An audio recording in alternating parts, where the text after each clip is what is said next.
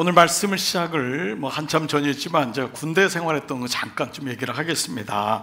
남자분들은 군대 익숙하시겠지만 저는 이제 사병으로 군대를 이제 갔어요. 이등병으로. 신학교 다니다가 군대를 갔기 때문에 감사하게 군종병으로 사단에 있는 교회를 섬기게 되었습니다. 이것도 하나님의 은혜였습니다. 내무반에서 이제 훈련받지만은 거의 이제 교회 가서 생활을 하고 이제 섬기게 되었는데요. 이등병 때였습니다. 이제 군종병이 된 지 얼마 안 돼서 6개월이 되면 이제 일병을 다는데요. 이등병 때인데 그 사령관이 투스타가 바뀐다는 겁니다.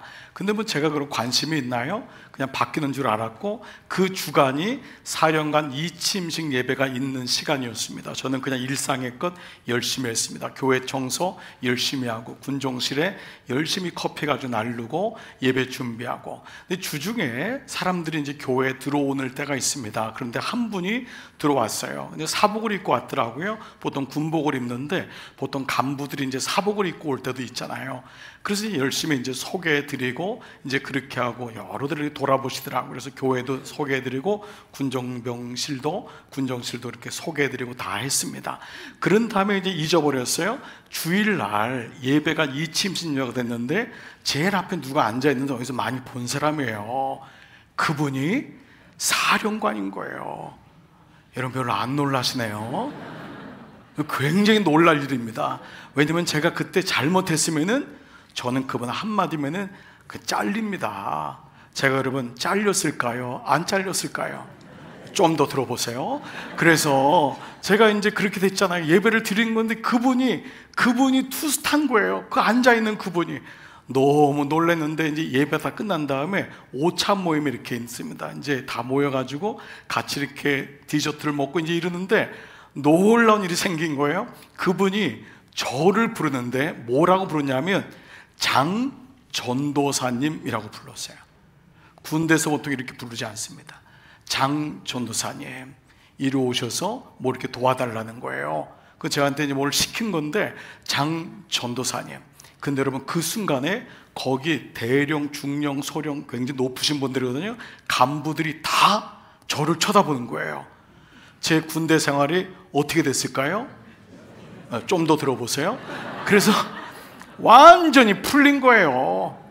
그 장군이 이등병한테 장전사님 한 번 얘기를 했는데 그 얘기를 다 들으시면서 그분들이 저를 다 존대해 주시더라고요. 여러분 이거 놀랍더라고요. 야, 이게 정말 놀랍구나. 저는 그때 하나 깨달은 게 있었어요. 우리가 예수님이 누구신지를 안다면, 예수님이 누구신지를 안다면 그 예수님이 나를 너는 나의 아들이다, 너는 나의 딸이다, 이거를 정말 말씀적으로 이것이 내 마음속에 명확하게 정말 안다면 우리의 신앙생활은 다를 텐데, 우리는 혹시 예수님을 잘 모르거나 혹은 예수님과 나와의 관계도 그냥 우리 그냥 종교적으로 그냥 교회에 나오니까 교인이지 라고 하는 그 선이 아닌가 생각을 해보게 됩니다. 지난주일 말씀 기억나시죠? 여러분 베드로라고 하는 사람의 믿음이 그렇게 출중난 게 아니었어요. 그런데 그가 너희는 나를 누구라고 하느냐 했을 때 주는 그리스도시니이다, 그 한마디를 했는데 주님이 너무 기쁘셔가지고 그 다음 말씀이 뭐냐면 당신을 드러내셨다 말씀이 나와요. 여러분 그 말씀이 어디예요? 8장 32절 드러내놓고, 예수님이 그 고백이 있으니까 당신을 드러내는 거예요. 사람도 관계가 가까워야지 자기 속마음을 얘기하잖아요. 예수님도 당신이 누군지를 베드로가 얘기하자 베드로에게 당신의 구원의 사역을 얘기하세요. 이거를 보통 순환 예고라고 해요. 주님이 고난받으시는, 그러나 고난에 초점 맞추시면 안 돼요. 주님이 어떤 분이신가를 얘기하는 게 순환 예고예요. 그러니까 주님의 구원은 십자가를 져야 되고 고난을 받아야 되잖아요. 죽어야지 부활이 오니까 그 얘기를 비로소 하셨다는 것이 드러내놓으셨다는 거죠. 여러분 이런 의미로 본다면 성경은 뭐냐? 성경은 예수 그리스도에 관한 거예요. 이것은 우리가 끝까지 붙잡고 우리의 마지막까지 우리를 구원할 분이 누군지를 보여주고 있는 거예요. 이 땅에서 명예도 물질도 건강도 가족도 다 소중하지만 끝까지 우리를 데려갈 것은 아무것도 없어요. 여러분 아시죠? 소중하지 않다는 것이 아니에요.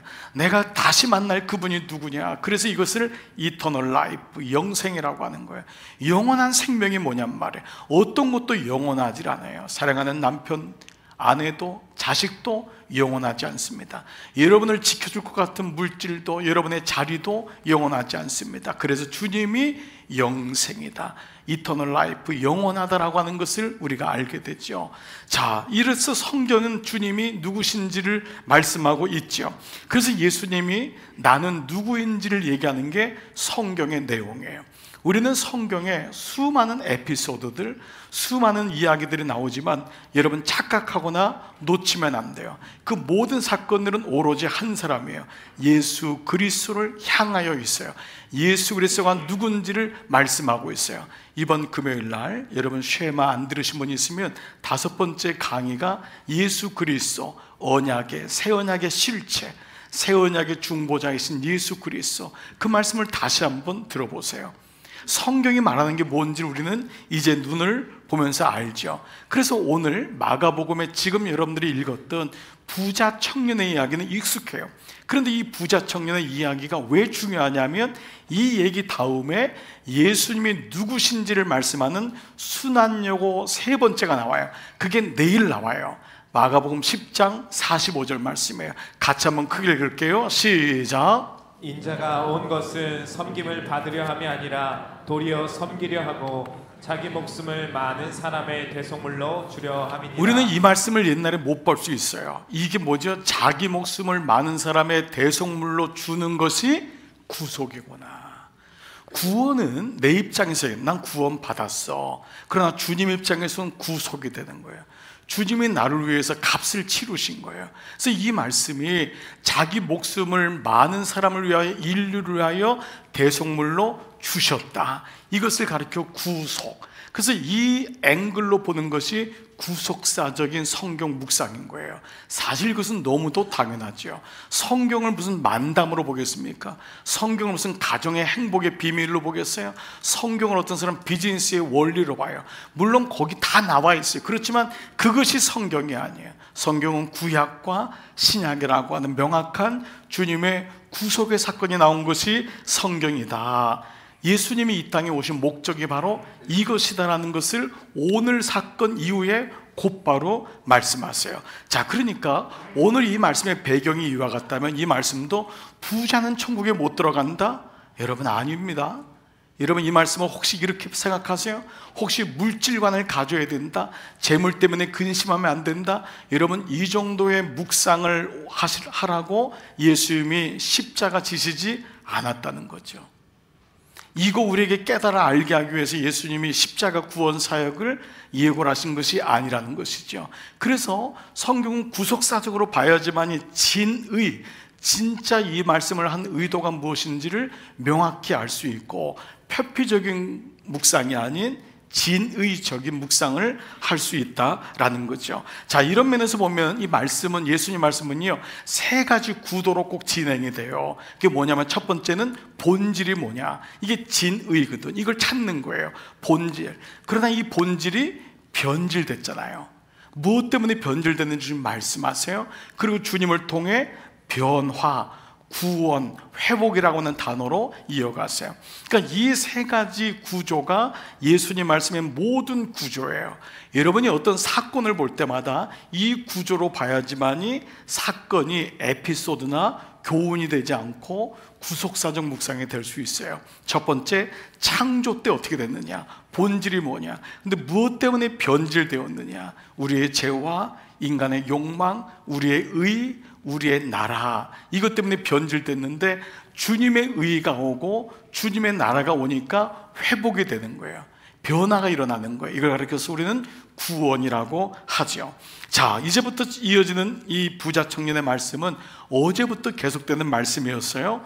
공간복음, 마태, 마가, 누가를 공관복음, 같은 시각으로 본다 해서 새 말씀은 예수님에 대한 이야기들이 중복되는 게 많은데 이 공관복음에 이 사건이 다 나와요. 그러니까 이 부자 청년 이야기는 굉장히 메시지가 있다는 거예요. 시그널이 있다는 거예요. 이걸 통해서 말씀하고자 하는 게 있다는 거예요.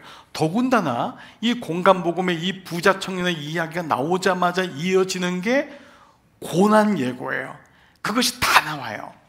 그러니까 사실은 뭐냐면 예수님이 이 사건을 끝나자마자 순환 예고를 했다는 것은 예수님이 이 땅에 오신 목적을 얘기하기 위함이지 부자가 천국에 못 들어간다는 얘기를 하려고 함이 아니라는 거죠.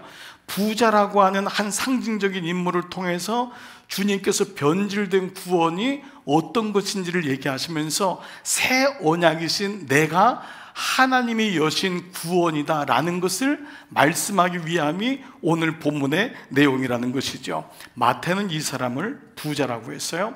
마가복음에는 청년, 부자, 그리고 마태복음엔 청년도 나오고요. 누가복음엔 관원이라고 했습니다.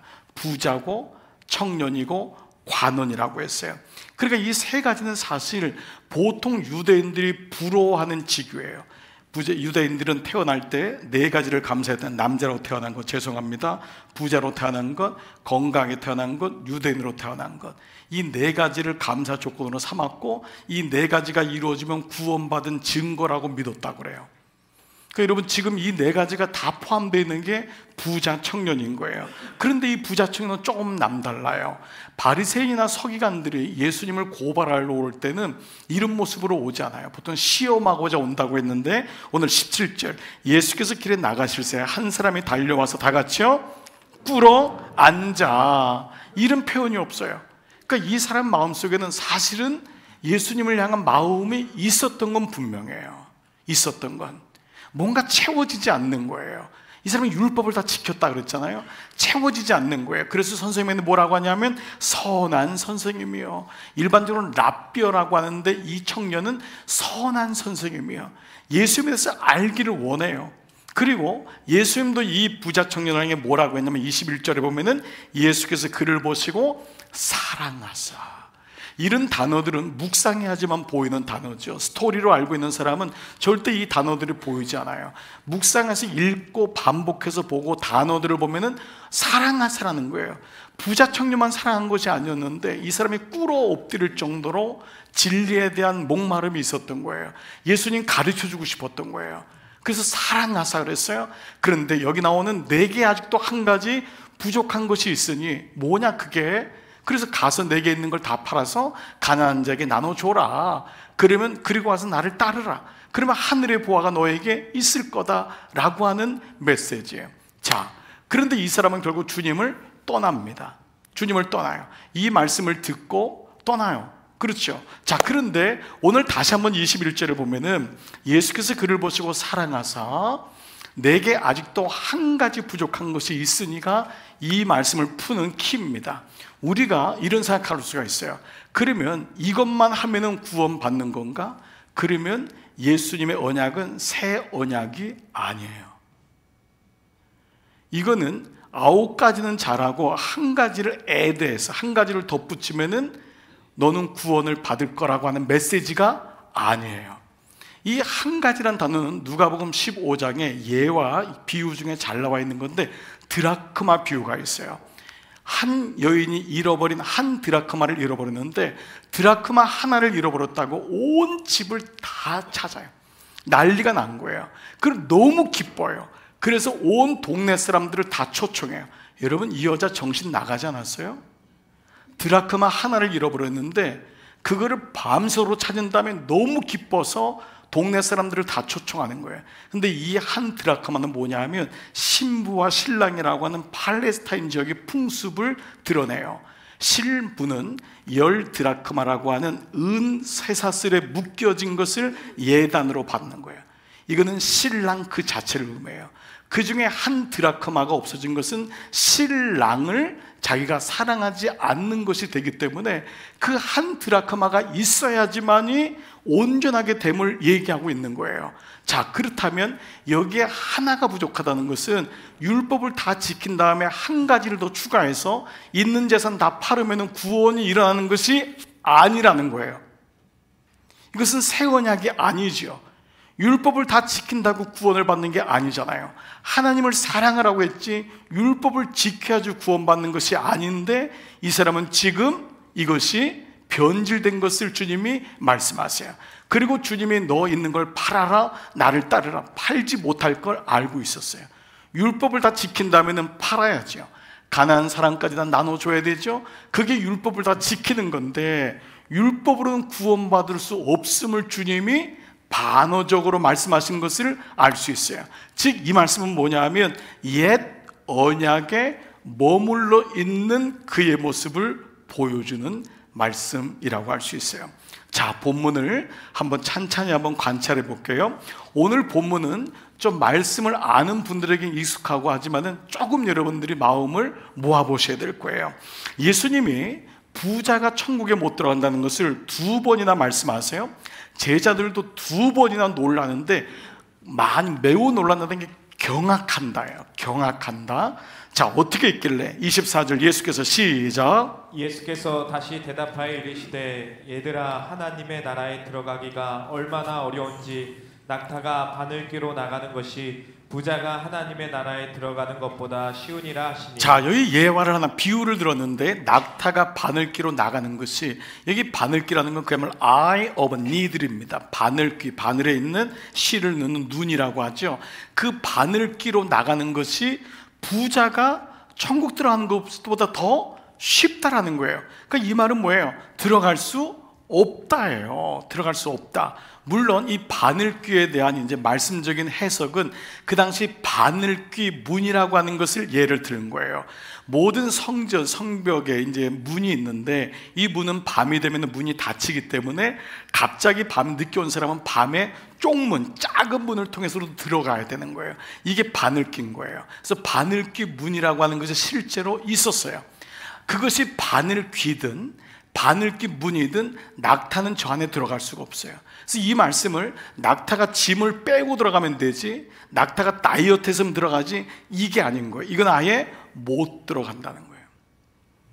지금 너가 한 그 방법으로는 율법을 지키고 너가 한 모든 것으로는 들어갈 수 없다는 것을 명확하게 말씀하고 있다는 거예요. 자, 표피적으로는 율법을 다 지켰어요. 그리고 유대인들은 율법을 지킨 자들에게 오는 축복이 부라고 생각했어요.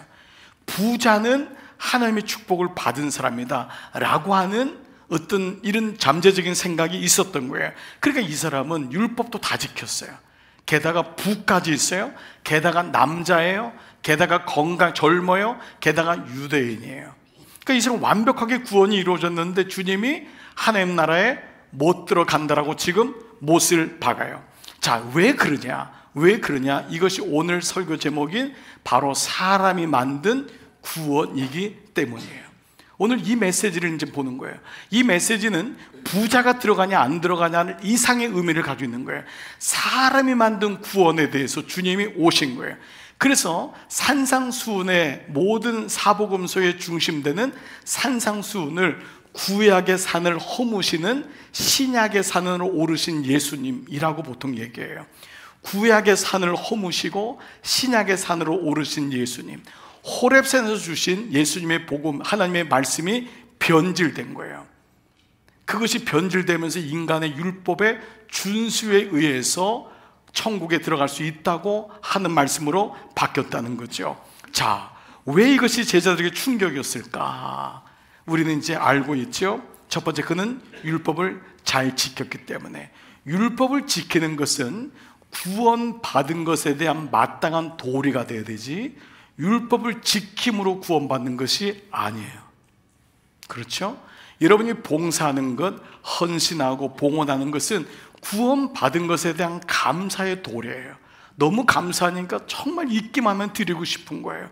이게 진정한 봉헌이지 내가 봉헌을 드림으로 구원을 받거나 내가 인정받는 것, 이것은 봉헌의 진의를 잃어버린 것과 마찬가지죠. 자, 이 말씀이 보면은 율법을 지켰고 또 부자였어요. 사람들은 부자가 되면은 율법을 잘 지킨 결과라고 생각했던 거예요.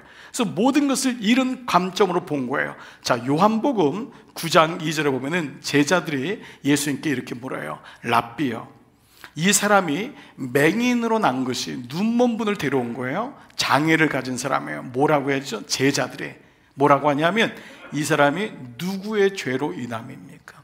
마치 여러분들이 집에 장애가 있는 아이를 데려와서 저한테 하는 말이 얘 죄입니까? 내 죄입니까?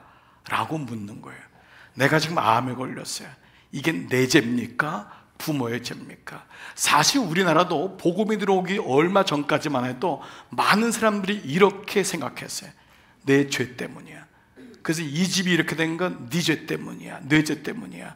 결국 이런 맥락에서 성경을 봤던 거예요. 그래서 제자들이 26절에 매우 놀라서 서로 말하되 그런즉 누가 구원을 얻을 수 있는가? 이 부자가 구원을 받지 못한다면, 이 유대인인 관원, 이 사람 바리새인이 구원을 못 받는다면 누가 구원을 받을 수 있겠는가라고 얘기해요. 즉 오늘 말씀은 등장인물은 부자지만 말씀하시고자 하는 것은 사람들이 모두 부러워하고 당연히 구원받을 수 있는 자격과 조건을 가진 그 사람이 변질된 구원으로 인하여 구원을 받지 못함에 대해서 말씀하시고, 그리고 바로 새 언약, 하나님이 여시는 구원이 왔음에 대한 말씀이 오늘 본문인 거예요. 그러니까 오늘 예수님 말씀하신 것은 부자가 구원 못 받는다, 돈 관리 잘해야 된다, 이 차원이 절대 아님을 우리는 알 수 있어요. 자, 오늘 말씀의 진의가 왜 이렇게 가야 되냐? 오늘 말씀 다음에 바로 여러분들은 내가 너희를 위하여 대속물로 주려 함으로 이 땅에 왔다라고 하는 순환 예고를 하시는 거예요. 그러니까 예수님이 순환 예고한 죽겠다고 하는 건 뭐예요? 진짜 얘기를 해줘야 되는 거예요. 내가 이 땅에 온 진짜 목적이 무엇인지를 얘기를 해줘야 된다, 이 말씀인 거죠. 자, 그런데 이 본질이 이제 어떻게 변질되었는가를 알 수 있는 힌트가 말씀의 구절마다 묵상하면 말씀이 보여요. 여러분 한번 여러분의 매일 성경을 찾아보세요. 10장 17절. 여러분이 그 10장 10절 보면서 먼저 동그라미를 어디를 쳐야 될지 한번 봐보세요. 자, 여러분의 성경에 어디를 치면 뭐가 변질된 거지라는 것이 17절에 보여요. 자, 보세요. 제가 한번 읽어드릴게요. 내가 무엇을 하여야 영생을 얻으리까? 이미 찾으신 분이 있을 거예요. 두 가지가 눈에 보여요. 첫 번째는 내가라는 단어예요. 이 사람은 여전히 주인이 누구죠? 나예요. 구원은 내가 이루시는 것이 아니에요. 그렇죠? 구원은 주님의 선물이란 말이에요. 그런데 내가라고 하는 단어가 첫 번째 등장하죠. 그래서 우리가 묵상할 때 제일 중요한 것이 주어 찾기라고 했어요. 주어가 나인 사람은 나 중심으로 묵상하는 거예요. 이게 오랫동안 한국교회의 약점이었어요. 예수님을 발견하지 않고 나에게 적용할 것만 잡는 거예요. 그래서 이걸 가리켜서 값싼 묵상이라고 해요. 묵상은 돼요. 적용은 되지만은 늘 자기 문제에 붙잡혀 있는 거예요. 여러분도 오늘 예배 올 때 목사님 나 지금 내 문제가 급해요. 그러나 여러분은 항상 여러분의 문제로 급했어요. 일단 여러분의 문제를 놔두고 예배를 하잔 말이에요. 하나님만을 바라보자는 거예요. 하나님이 어떠신 분이, 이게 중요한 거예요.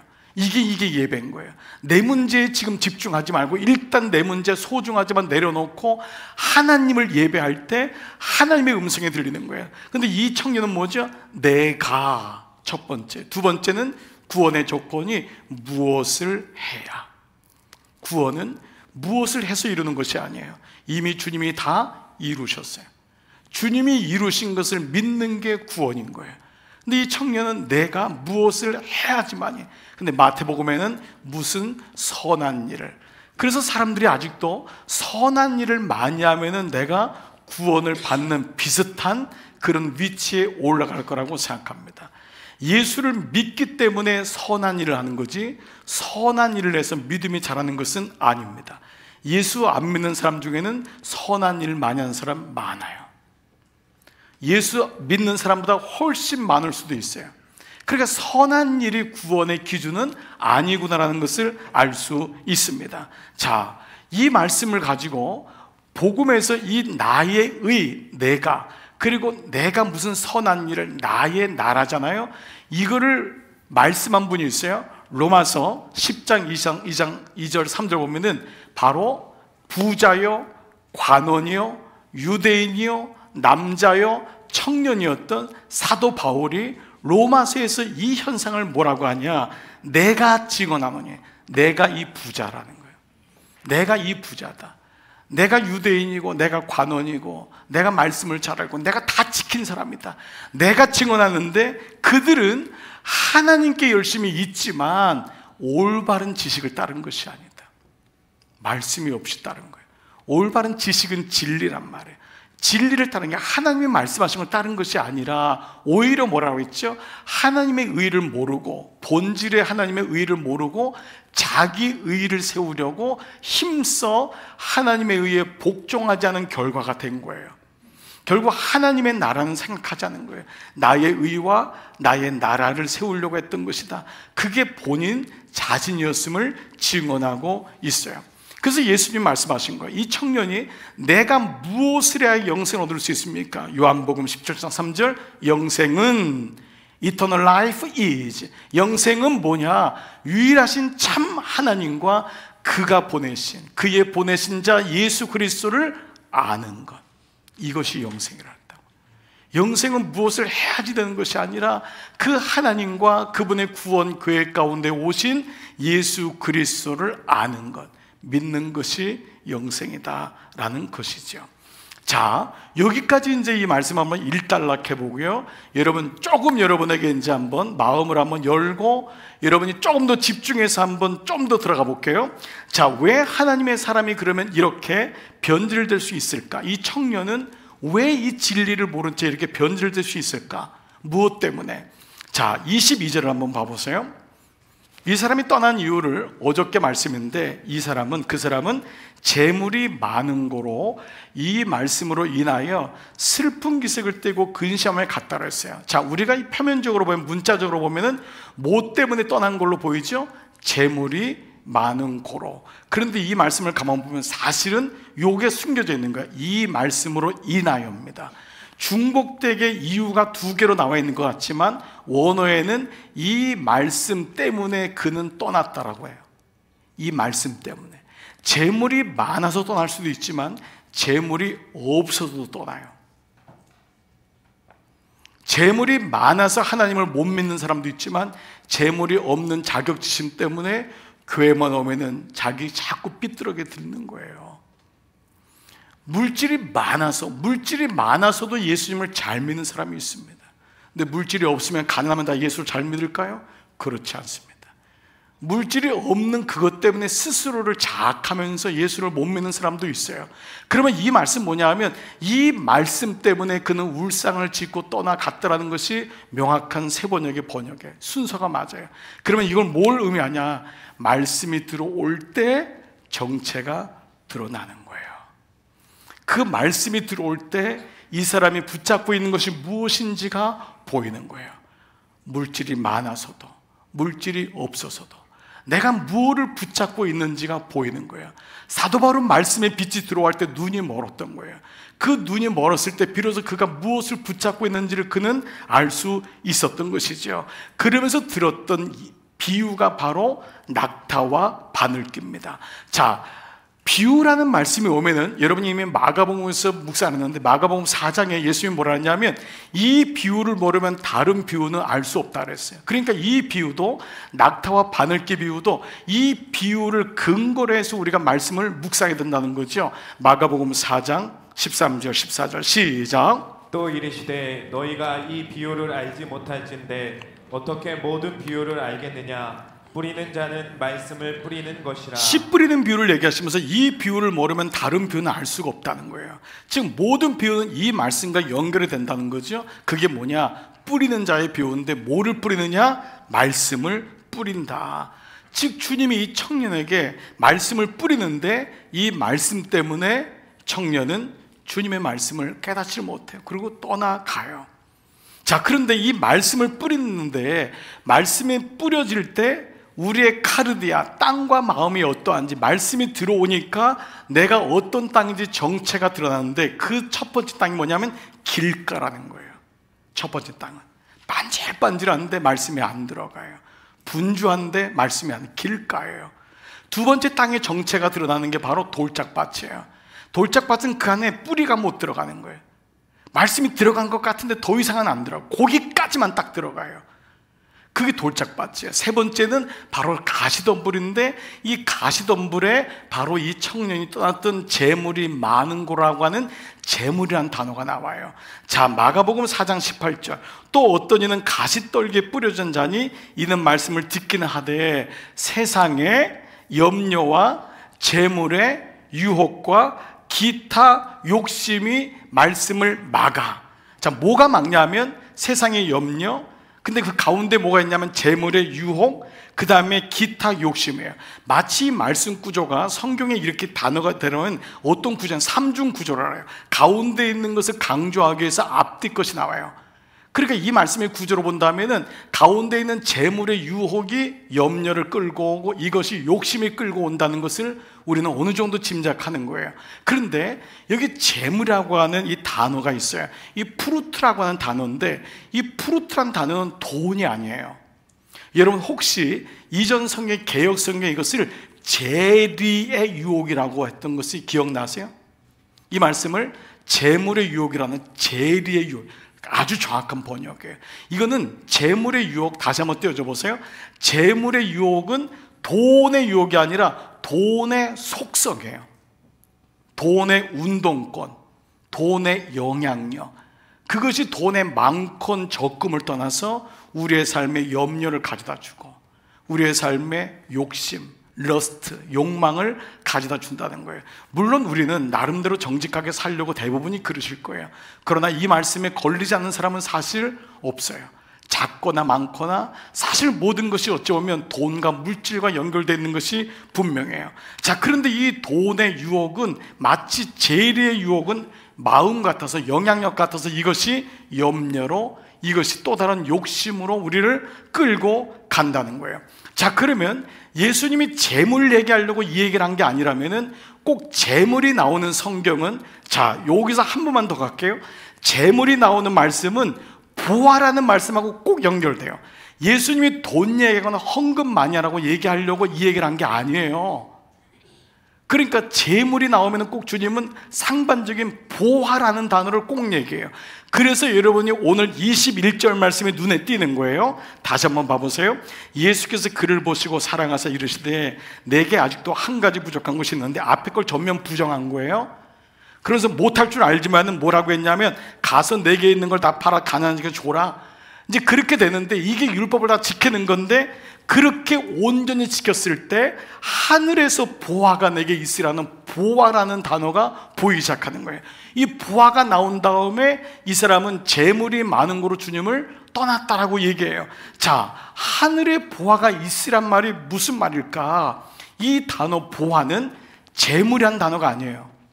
이 보화는 데사우로스라고 하는 헬라어 말인데, 데사우로스는 어떤 말이냐면 곡간 혹은 보물단지예요. 만약에 이 번역이 곡간이나 보물단지로만 번역돼서도 우리가 헷갈리지 않을 텐데, 이 말씀이 데사우로스가 보물단지 혹은 곡간이라는 단어라는 거예요. 그러니까 재물이라는 단어는 또 다른 말로 맘모스 혹은 또 뭐 크레마타 뭐 이런 소유에 대한 말씀으로 나온다는 거예요. 자, 그러면 이 보물이 보화가 나온 말씀이 어디냐면은 마태복음의 15장 말씀인데, 예수님이 천국 비유를 쫙 하세요. 천국은 누구를 드러나는 거죠? 예수님을 드러나는 거라고요. 천국 비유를 다 말씀하시면서 이게 바로 나다 라고 얘기한 다음에 이 말씀을 하세요. 자, 바로 13장 51절. 이 모든 것을 깨달았느냐, 천국 비유를 다, 이게 다 나에 대한 얘기다, 천국을 알았느냐 라고 말하죠. 그래도 제자들이 하워이다, 제자들은 잘 몰랐어요. 근데 그 다음 말씀 봐보세요. 예수께서 이르시되 그러므로, 이제 다 얘기한 거예요. 종합해서 얘기한다. 천국의 제자단 서기관마다, 이 땅의 서기관이 아니라 천국의 제자단 서기관마다 마치 새 것과 새 언약과 옛 것, 옛 언약을 그 곳간에서 데사우로스에서 꺼내오는 집주인과 같다. 새 언약과 옛 언약을 꺼내오는 곳간이 누구예요? 예수님 당신인 거예요. 이 말씀을 하심으로 당신이 보화라는 사실을 말씀하고 있어요.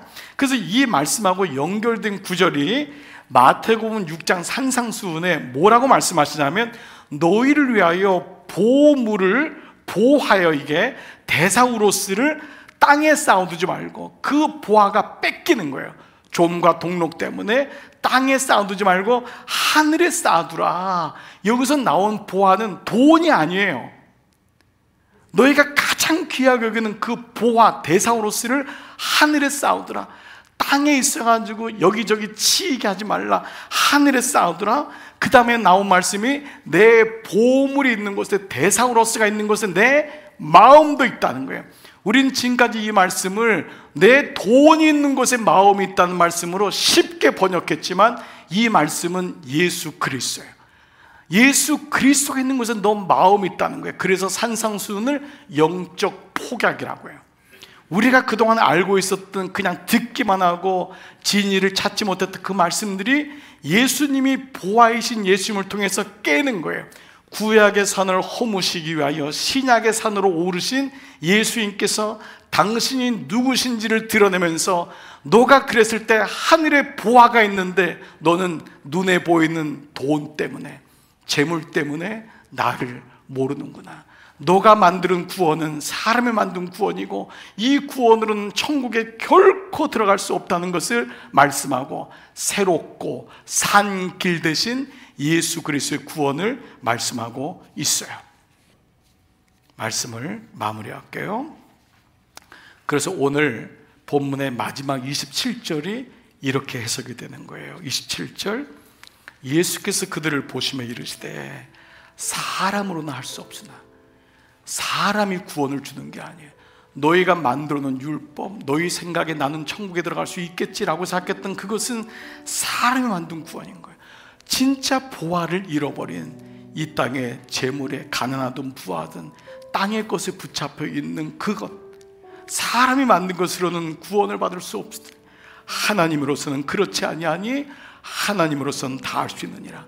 하나님이 여신 구원이 있음을 말씀해요. 이것을 로마서 10장 4절에서 그리스도는 모든 믿는 자에게 의, 하나님의 구원, 그 의를 이루기 위하여 율법의 마침이 되었다라고 말씀하고 있어요. 부자 청년의 이야기는 돈 얘기라는 게 아닙니다. 부자냐 가난의 얘기가 아닙니다.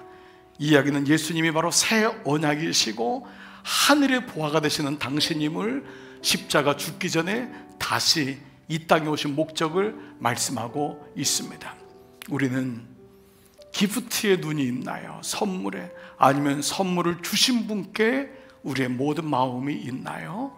오늘 이 말씀을 통해 우리가 다시 이 구원의 놀라운 은혜를 경험하고 아는 거예요. 그래서 마지막 말씀이, 오늘 이 단락이 다 끝나는 31절이 이렇게 끝나요. 이 사건이 먼저 된 자로서 나중되고, 먼저 된 자는 누구예요? 유대인들이에요. 랍비들이에요. 바리새인들이에요. 유대인이에요. 나는 구원 받을 수 있다고 생각했던 그 사람들이에요. 그러나 나중된 자, 그들이 구원을 받지 못한다고 했던 여인들, 아이들, 노인들, 병든 자들, 이방인들, 각색 병자 걸린 사람들, 이 모든 사람이 나중된 자가 구원을 받을 일이 훨씬 많을 거다라고 하는 메시지로 말씀이 마무리가 되고 있습니다. 하나님의 구원이 시작되었음이죠. 오늘 이 말씀이 여러분 처음 좀 들으시는 분들에게 이미 말씀을 많이 했지만 다시 말씀을 또 들어보시고, 하나님의 만든 구원에 내가 있는 것인가, 사람이 만든 구원에 있는 것인가, 하나님이 여시는 구원이 얼마나 놀랍고 감격적인가, 그 얘기가 성경의 이야기입니다. 오늘 이 은혜가 잘 박힌 못처럼 여러분에게 새겨지시는 귀한 여러분 되시기를 주의 이름으로 축복합니다. 아멘, 아멘. 여러분 이 시간 한번 다 자리에서 한번 일어나 보시겠습니다. 자, 여러분 이 시간 말씀을 들었는데 여러분 이 찬양을 좀 같이 고백해 보려고 해요. 여러분에게 예수님은 누구예요? 정말 어찌 보면 오늘 우리 예배는 너무 소중한 시간인데 나에게 이 예수님이 좀 고백되고 좀 감동이 되고, 다시 내가 영생의 말씀이 어디 있으리요, 이 말씀을 붙잡는 마음으로 이 찬양을 한번 고백하면서 주님 앞에 나가십시다. 수많은 사람 줄지어 그분을 보기 위해 따르네. 우리 같이 찬양하십시다. 수많은 무리들이 줄지어 그분을 보기 위해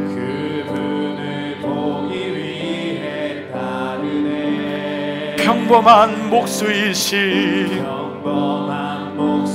그분 앞에 모든 무릎이 꿇어 경배하네.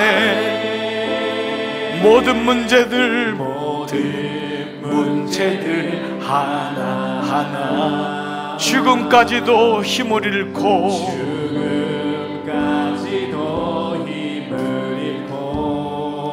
생명의 근원 대신 예수 이름 앞에 모든 권세 굴복하네.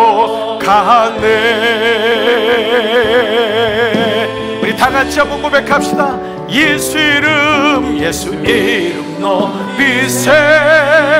능력의 그 이름 예수 이름 높이세.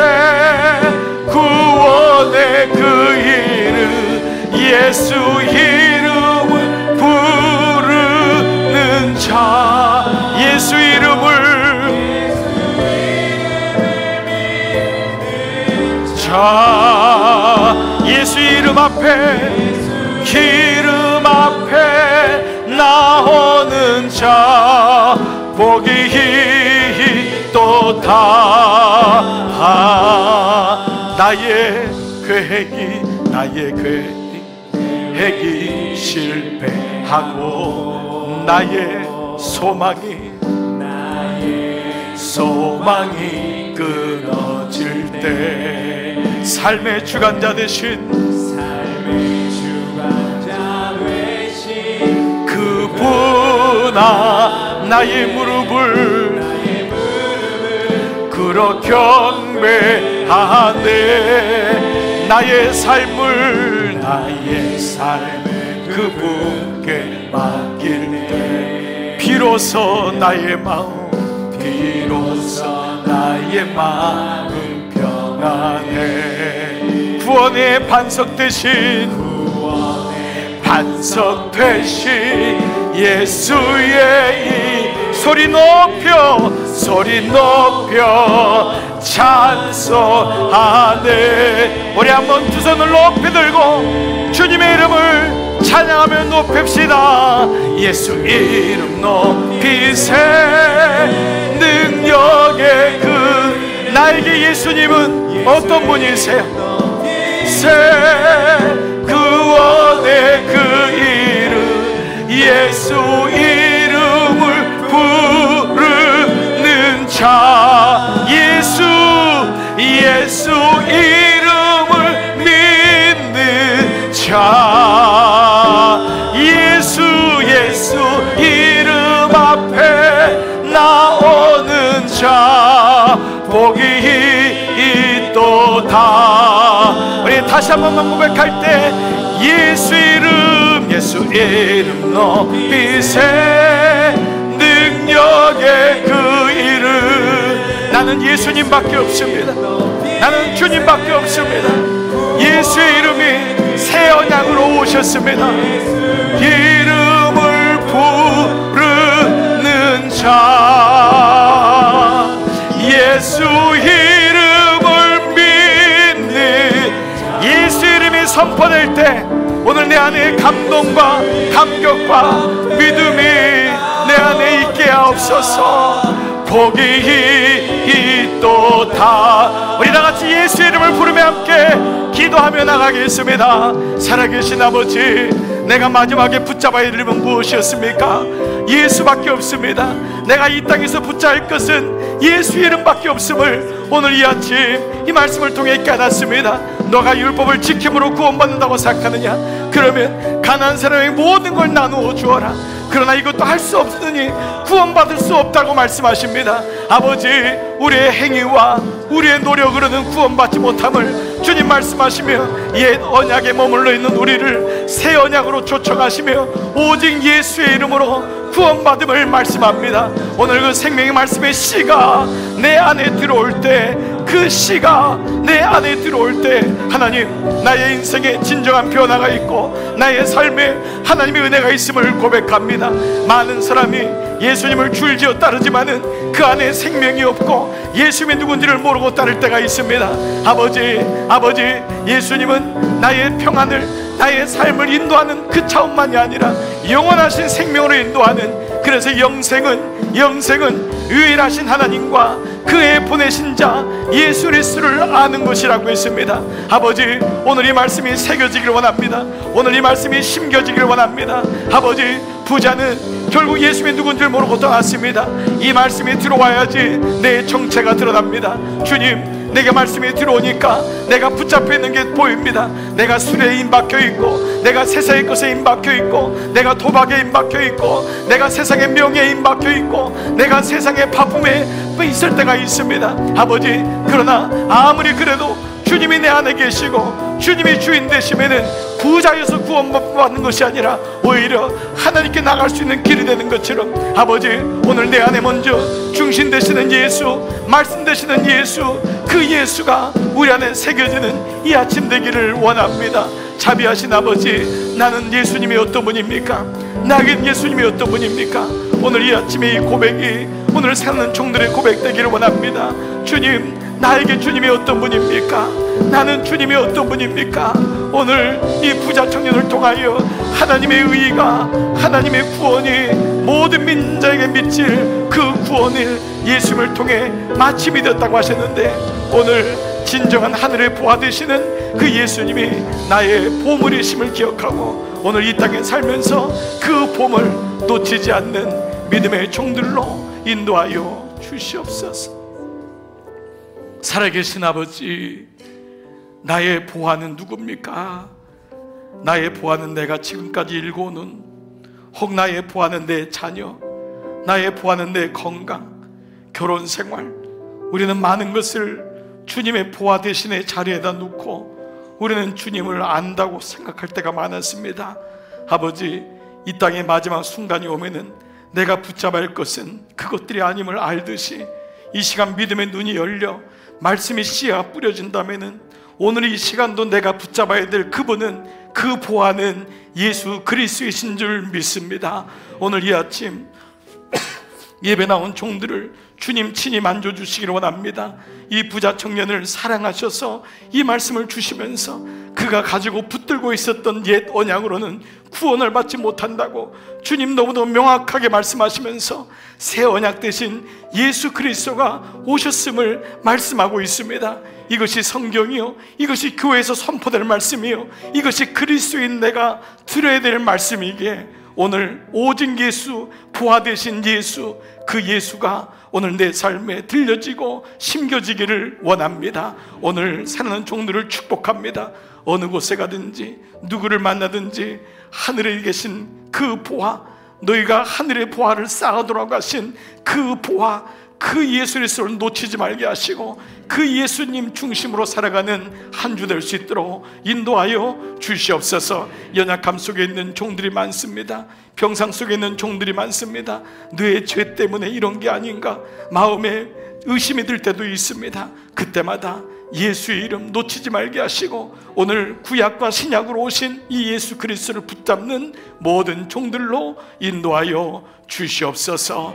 파송합니다. 이제는 성부와 성자와 성령의 은총이 머리 숙인 보화를 찾은 모든 종들 위에 이제로부터 영원토록 함께 하시기를 간절히 축원하옵나이다.